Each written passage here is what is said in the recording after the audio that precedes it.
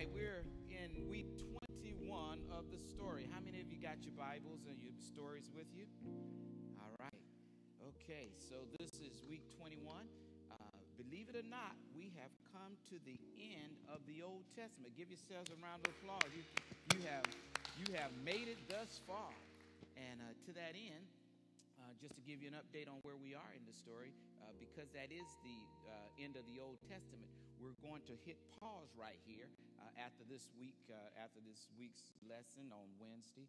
And next week, we're going to start something new. I'll tell you about that later. But the key thing is that for those of you who are slightly behind, we're going to give you a few weeks to get caught up, okay? And so we're going to encourage you to continue to read your story so that when we start back up, and really I'll go ahead and tell you, we're going to start the New Testament in the new year. So because we're getting ready for Thanksgiving and Christmas and things of that nature, and we know some of you will be traveling, and we don't want you to miss it. And growth groups will be ceasing here in the first week or two of November. And so for that reason, we're going to start the New Testament in January. All right, so now on last week, how many of you remember what we talked about? We talked about that in a crisis, what happens in a crisis? Does that show you who you are, or does it show you what you're made of? Shows you what you're made of, right? A crisis doesn't make a person, right? It really exposes who you are, does it not? Or what we used to say on the street is that pressure will burst a water pipe, right?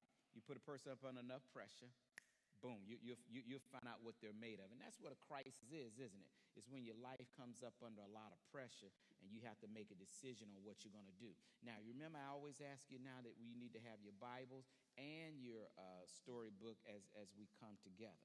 Now, this week, we're talking about rebuilding the wall. We're on chapter 21, and that's on page 291.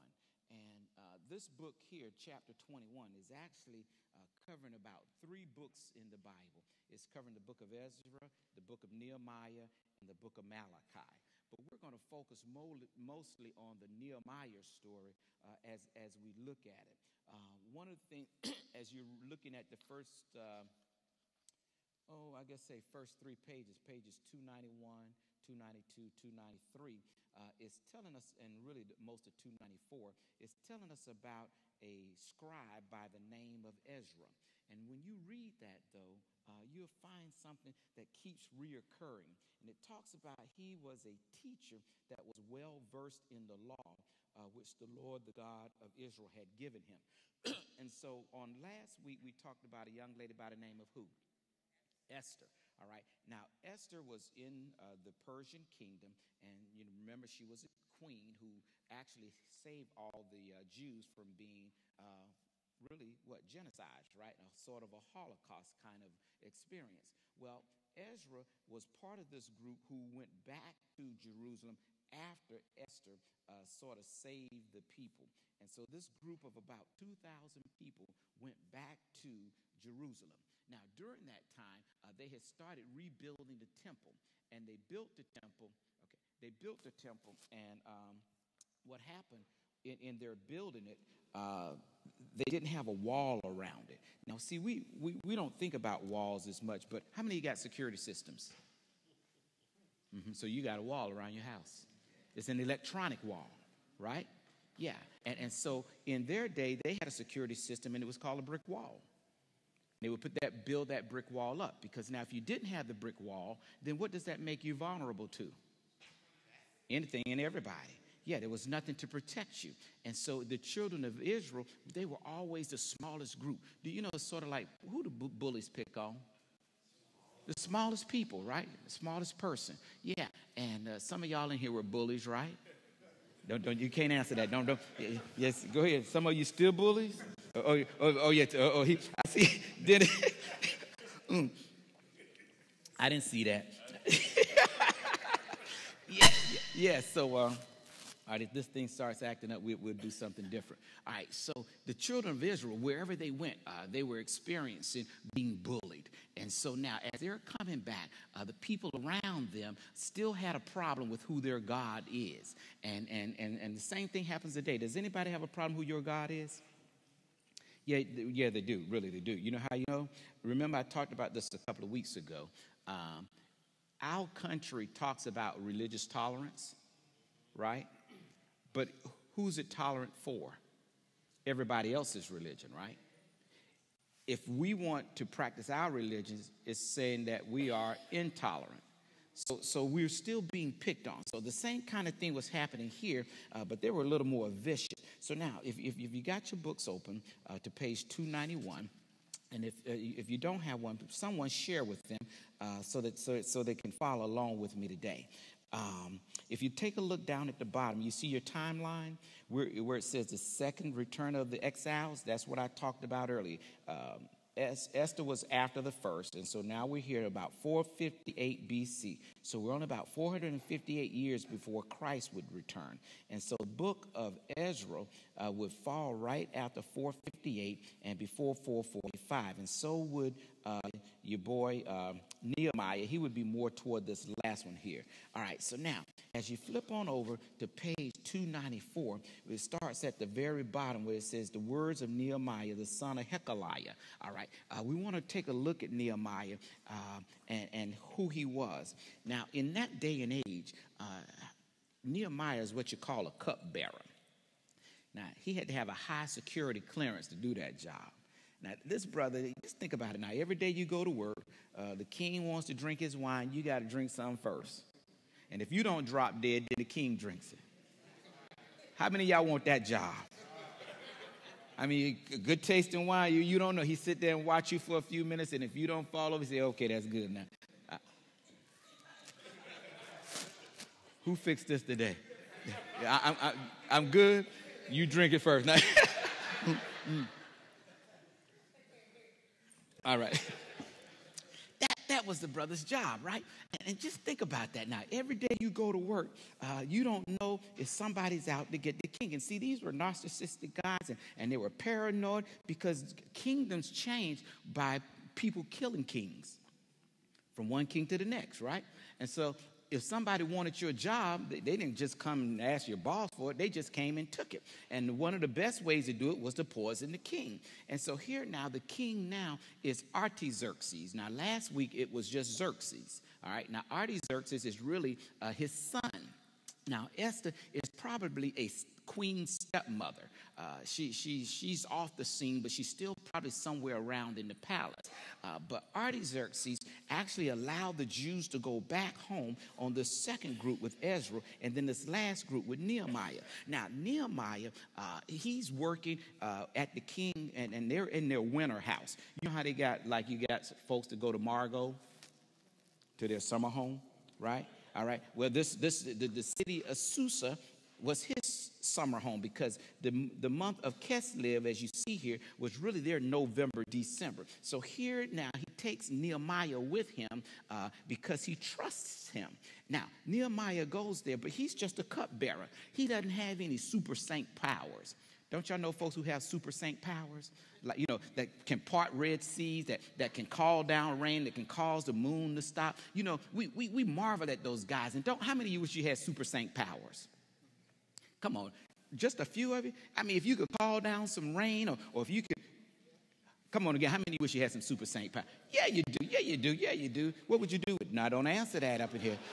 Yeah, see, that's the same way if y'all were God for an hour. Y'all just stuff be messed up. But if you had some super saint power, I mean, there's some stuff you could really take care of, right? I mean, sometimes we don't act out our faith because we don't have super saint power. You know, we feel that that's for those other folks who are super saints, right? We're just ordinary people.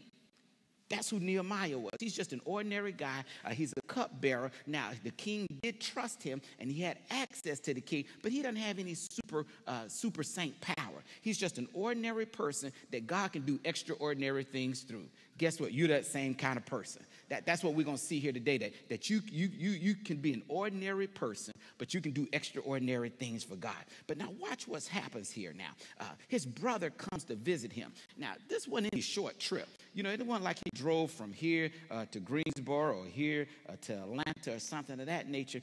From Jerusalem to Susa, it took them about 45 days. That's quite a trip, like 1,000 miles to make a trip to give his brother this report. And so his brother comes in, and look now, go at the very top of the page there, page 295. His brother and some of his other men came to see Nehemiah in Susa, and they questioned him about the remnants back in Jerusalem. And he wanted to know how things were going. You know, when you see somebody you hadn't seen in a while, you want to check them out. Say, hey, how things back home? Isn't that what you ask folks? How mom and dad doing? You know, how folks doing, how the job market and all those things. You want to know how the people are doing, right? But now the question is, once you find out how they're doing, now check this out. Now, this is what happens. Oh, he asked. Now, sometimes that's just small talk, right? You really don't want to know how they're doing, do you? You really don't. I mean, it's just something to say, right? When folks call you, say, how you doing? And when they start telling you, say, oh, great. I told you I got a broke neck, right? Yeah. I'm going to tell you something to try tomorrow at work when folks say, how you doing? You say, oh, man, I got a broke neck. They say, oh, great, have a good day. You just try to see what's going on. It's saying they don't really care about what you're doing. You know, it's just something to say, right? Yeah, try it tomorrow and then put it out on Facebook and tell me how it's working. You just watch. Folks don't really care about how things really are. You just try it sometime. You just watch. You can try it at the church and you get the same answer. Oh, great, man, good to see you. Hope you have a good week.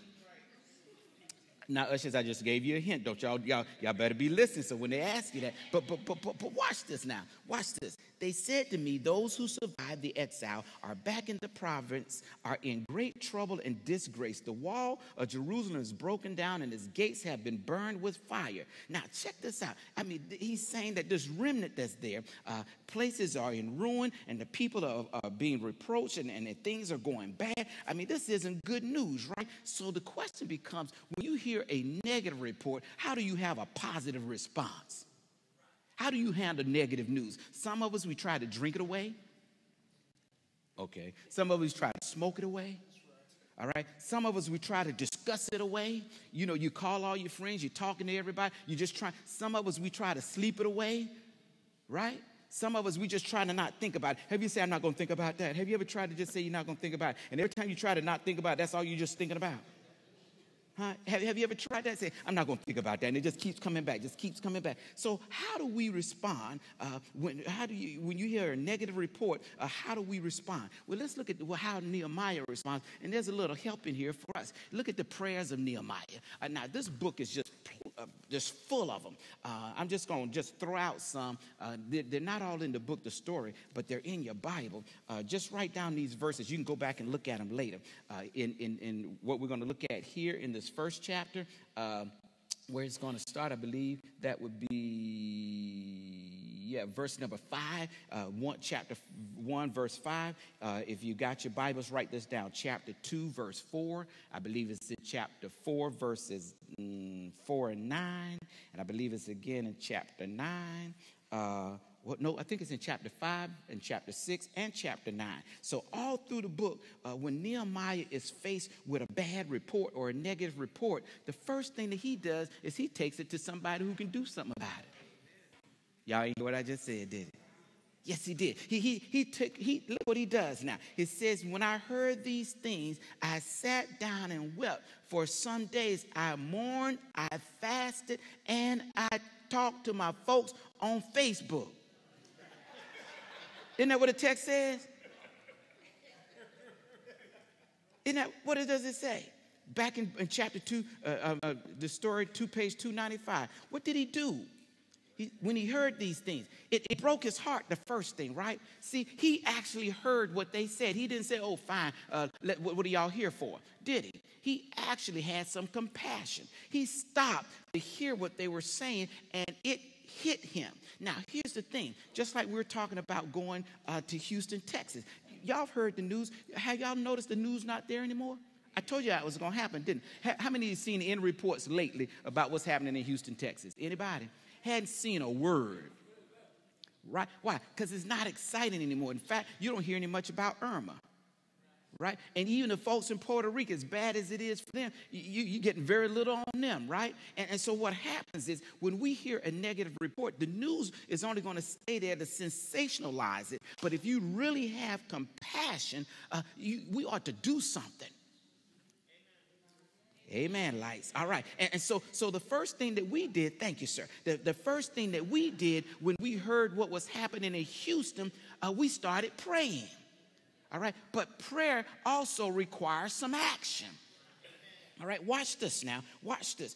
He went to the Lord in prayer. That's how we ought to handle a negative report. Our positive response is we ought to go to the Lord. Now, here's the thing. Sometimes we feel so insignificant when we go to the infinite, don't we? I mean, God is so big and he's so powerful and he's so awesome. But if we're just a cupbearer, if you're just an administrative work, if you're just a custodian, if you're not someone important, sometimes you don't feel like you can make a difference.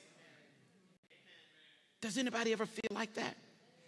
That you know, what can I do? Have you ever said that to yourself? I can't do anything. Here's Nehemiah. He's a cupbearer. He doesn't have any power or any authority. I already told you he didn't have any superpowers. But he's got access to the one who's got all the power. See, when you know whose you are, then you know who you can go talk to. You know, how many of you ever heard old folks say, they started the prayer, they're talking about a God who sits high and he looks low. You ever heard that saying? Huh? That's true. See, look who he prays to. He prays to the God of, he said, look, Lord, the God of the heavens. Look what he said, the great and awesome God. In other words, he said, Lord, you are the one who sits high and you look low. In other words, God, he is far away, but he's just as close to you as he is far away. And guess what? He's not only here, he's also there. How many of you got some children you don't know where they are? God does. How many of you got some children you don't know what they're into? God does. Isn't it just good to know that there is a God who sees everything and he's just right there? He's an ever-present God. Now look what he goes on to say now. He recognizes that now he's a God that keeps his covenant love. That means he's a God, if he's made a promise, he's got to keep it, whether we keep it or not. And he loves those who what? Keeps his commandments. What is he talking about there? He loves those who are obedient. How many of you love your obedient children more than your disobedient children? Don't raise your hand on that. Most of the time, it's the disobedient ones that come in and I ain't gonna sit down there. But look what he tells us now. You remember I talk about words that are being repeated. So we're going to see this phrase right here. Let your ear be attentive. He's not really saying that God isn't listening. He's just saying, Lord, you're going to listen to me, someone who's insignificant, that I know you hear, but you're going to let me talk to you. Oh, y'all. How many of you ever talked to God before? How many did this morning? Don't raise your hand on that. Yeah, yes, indeed. You ought to talk to him. That ought to be the first person you talk to, because guess what? It was he who woke you up this morning. It was he who started you on your way this morning. He's the one that kept you all last night long. You ought to at least wake up in the morning and say, thank you, Lord, for just keeping me.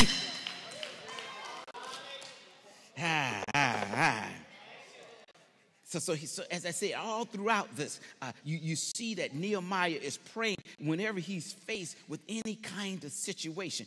And drop down now to where it says, Lord, let your ear be attentive to the prayers of this your servant and to the prayers of your servants. Look what it says now, who delight in revering you. Again, he's talking to those individuals who obey God. Don't you know, if you're the one who's obeying God, that God hears what you're talking about? You may not think he does. See, God, a delay does not mean that God hasn't heard your prayer.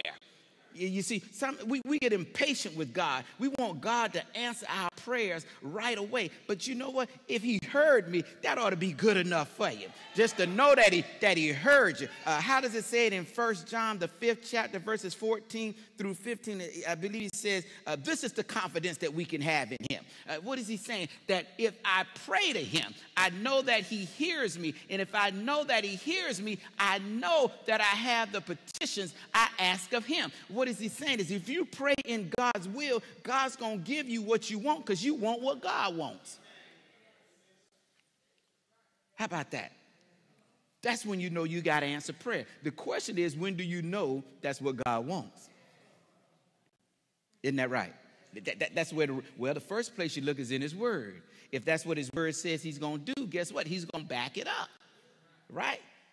Yeah. So now this part it is not in your story, but chapter 2 starts out in the month of Nisan, and it really, that's about 4 months later. Now, see, here's the thing. Remember, I just talked about the news, how quickly things go away. After Nehemiah heard that, and his heart was broken, and he mourned, 4 months passed. What could have happened in 4 months? Whole lot. He could have forgotten about it. He could have gone on back to work. You know, the longer something is not in your face, right, the quicker you forget about it, isn't it? Yeah, you just move on, right? That's just what the news does. The next thing, and you know, every time you turn on the TV, was breaking news. It's the same thing they told you an hour ago, right? Breaking news. Same thing they told you 2 hours ago. Breaking news. But then after a while, they just move on. So 4 months have passed. We don't know why God waited 4 months. But the good news is that Nehemiah did not forget what he asked God for. He said, Lord, listen to me. He said, we got some folks back home who are in trouble. Now, here's the beautiful thing. Nehemiah probably had never been there. These are people he didn't know. Y'all not getting it. We're going to Houston, Texas. We don't even know the people. But guess what we do know about them? They're children of the Most High God. And if they're a child of the Most High God, we got the same daddy. Some of you worrying about who your daddy is. If you're a child of God, you know who your father is. And if we've got the same daddy, then we ought to have the same compassion when we hear about somebody who's less fortunate than we are. How many times you heard that sometimes we announce that somebody in the church, parent or somebody, a relative has died, and we say, I don't know who that is. So you don't care to come to the service. But guess what? If they're a child of the Most High God, what does the Bible say? When they mourn, you should mourn, right? And when they are joyous, you should be joyous. That's if we're going to do life together, we just can't do it with folks we know. You know what they call that, don't you? A clique. But if we're all children of the Most High God, then if I hear about a situation, then I want to do something about it. Now, here's the beautiful thing. As we said earlier, we can't help everybody, but we can help somebody. Isn't that right? So God ain't going to get us for who we couldn't help. He's going to get us for those ones we could help, but we didn't help. All right. So now watch it. So Nehemiah kept praying and praying. How many times have you just prayed to God and prayed to God for the Lord to help you or to help somebody and all that? Have you ever prayed that kind of prayer? You just always praying for God to help somebody? Here's what I want you to do. Remember, we should not pray just merely to get an answer. Sometimes we should pray to be the answer. Oh, y'all didn't hear that. Yeah, see, we should not pray merely to get an answer, right? We should seek to be the answer. In other words, we should want to be able to be the one that can do something. A lot of times we want God to help, but we don't want it to be us. Send somebody, Lord. Send somebody. Right? Lord, won't you send somebody over here, and won't you send somebody over there? Won't you do that for us, Lord? Please, Lord, won't you do it? No, you go. You don't have to have any superpowers. Look, Nehemiah doesn't have any superpowers. What does he have? His relationship with God. Now, here's the beautiful thing. He's living still in under what we call adverse conditions. He's got a job where he's got to drink poison every day, maybe. All right? But here, he doesn't let his location change about his mindset. You see, your mindset doesn't determine your morality. Your location doesn't determine your morality. Your mindset determines your morality. Your mindset determines what you're going to do. It's not about where you are. It's about who you are. All right, let me keep going. I see y'all don't like that either. But watch this now. Watch this. So after he prays, next thing he does some planning. Look at the plans of Nehemiah. Look at it stops at the bottom of page 295. He says, I went to Jerusalem after staying there 3 days. I set out during the night with a few others. I hadn't told anyone what does he say? I had not told anyone what my God had put in my heart to do. You see, God puts things in your heart to do. You got to act upon it. You see, he went searching. He said, let me see what the Lord has calling me to do. And so he went around looking and examining the situation. He saw that the walls were broken down. He saw that they had been, and the gates had been torn down. They had been destroyed by fire. In other words, when the people were trying to go worship and when they were trying to do the right things, people were able to come in and take advantage of him. And here he is asking God to go help folks he's never seen at a place he's never been, but he's got a heart for them.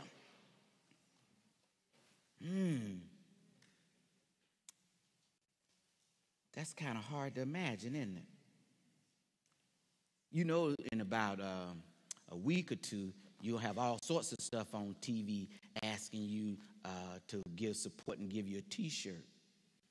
You know, the ones that blows my mind is the ones for the dogs. You know, they got the dogs. I don't know how they get in the blink like that. You know, dogs looking all pitiful and everything. They do, don't they?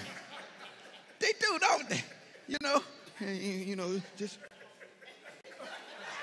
they get. I'm saying, now you there with the camera. Why don't you do something with the dog? Why you want to show me the dog, right? No. Yeah, take him home with you, right? Want me to send you $19? You right there. But here's what blows my mind. They want you to send $20 a month for the dogs. But the wounded veterans, they only want $19. Something wrong with that, isn't there? You can get $20 for a dog and only $19 for a woman. You just start watching. See, y'all don't watch TV like I do you? I look at that kind of stuff, you know. But they're going to be pulling at your purse string, trying to make you feel bad or good about who you can help or who you didn't help. Right? And you're going to open up your wallets, and then you get mad when we ask for money. There they go asking for money. How are we going to help the lost and hurting? We're going down to Texas. We got folks that are still living out of a plastic bag. How would you manage? You can't even answer that. Here's Nehemiah. His living conditions are probably pretty good. It's just his job is kind of hazardous. But I'm quite certain he had nice quarters because the king doesn't want him upset. Y'all to think about that later. Yeah. So here he is. He sees that they're in trouble. Drop down on page 296 now. Then I said to them, you see the trouble we're in. He's really not in the trouble. But look what he's doing. He's saying, you know what?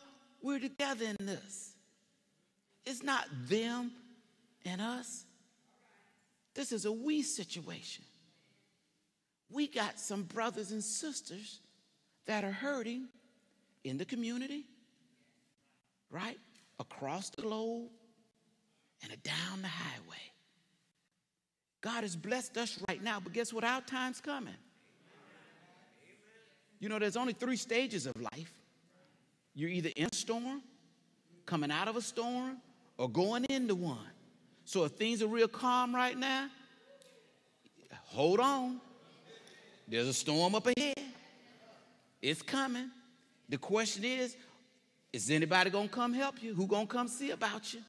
Right? Are y'all walking with me? So what am I saying here? When you make plans and when you're praying, right? I'm saying here's the thing. Real compassion requires a reaction. Real compassion requires a reaction. Just not a warm and fuzzy feeling. Just for the moment. Oh, that's so bad. I feel so terrible. Baby, what we having for dinner? Right? Isn't that what happened? We just move on. But not Nehemiah. And I wish things would have gotten better for him. But the middle part of page 296, they started rebuilding. They had a great building plan. They assigned people all over the place. But do you know what happened when you start doing the work of the Lord? Who shows up? The devil. Don't ever think you're going to do a good job and the devil ain't going to show up. Now, I'm going to tell you when he's not going to show up. When you're working for him. Yeah, when you're working for him, oh yeah, he on my side. I ain't got to worry about him. But the more we try to do good things for the Lord, the more conflict and resistance we're going to meet. And guess what? Nehemiah had problems internally and externally. People in the church, people outside the church. Yeah.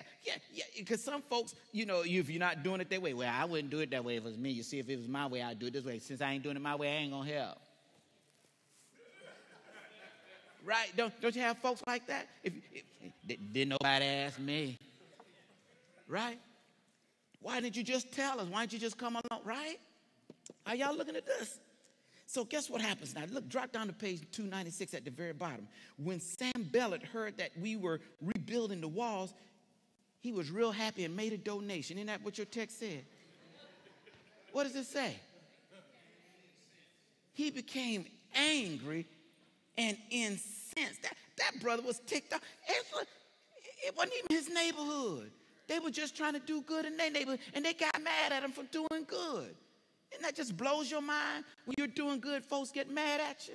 Huh? Look, going on page 297. Look at but when Sanballat and Tobias, look, you see, drop down, they were very angry.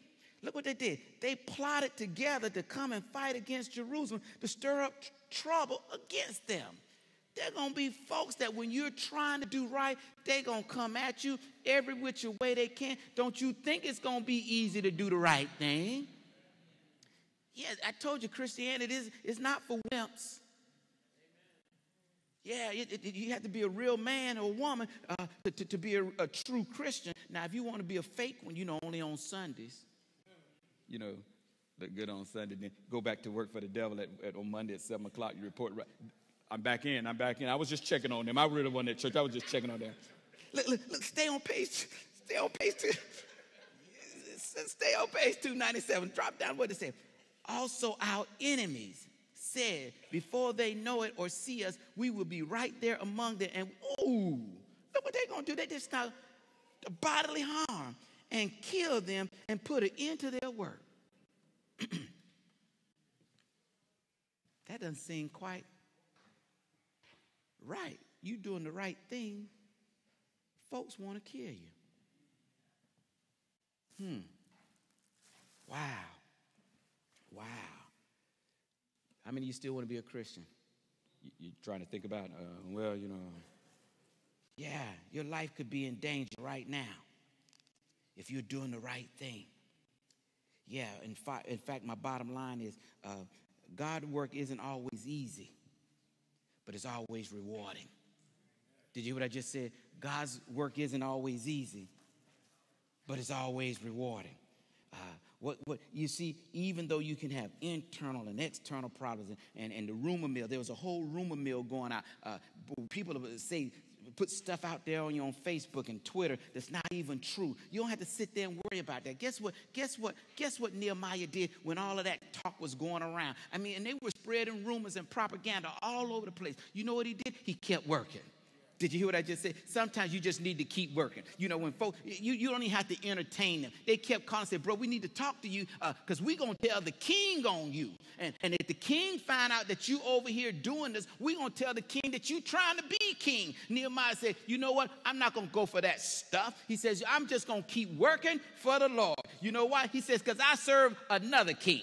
And the King of Kings told me to keep on keeping on. And sometimes you have to just keep on pressing. But every time they would come up against Nehemiah, he took a knee. Yes, he did. He said, oh, Father, I stretch my hand to thee.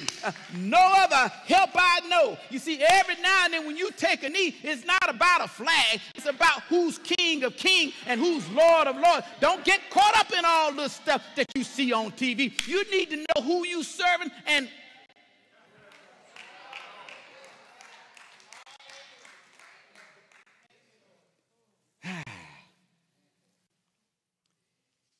so they rebuilt the wall in 52 days.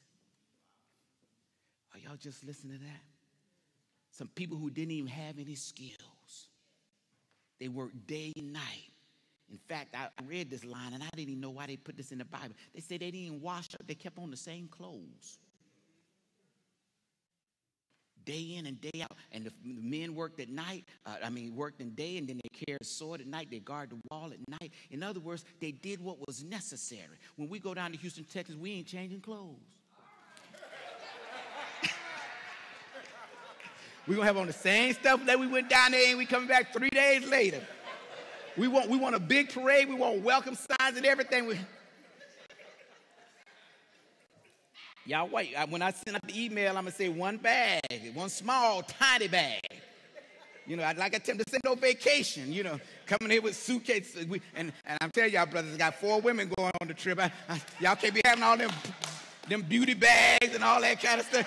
This is a working trip. I'm telling you right now. A pair of sneakers, pair of jeans, you know, and a couple of T-shirts so we can get down there and do what God has sent us to do. Because we're taking some help and some hope to some people. We want to be the Nehemiah of 2017. We want to be able to tell people that God is still on the throne, that he sits high and he looks low, and that he's heard your prayer. And so, my brothers and sisters, there are more walls that need to be rebuilt. And you don't have to have any superpowers. You just have to have faith like Nehemiah and be willing to take a knee. But when you're taking that knee, you're bowing down to the King of Kings and the Lord of Lords. And just remember that God's work isn't easy work. It's always rewarding. And that's why we do what we do, because we love the Lord. And that's what I want to challenge you, and I've been challenging you all month, to give your donations both financially and giving of your time and your talent so that we can make a difference in somebody's life. As I said, we can't help everybody, but we can help somebody.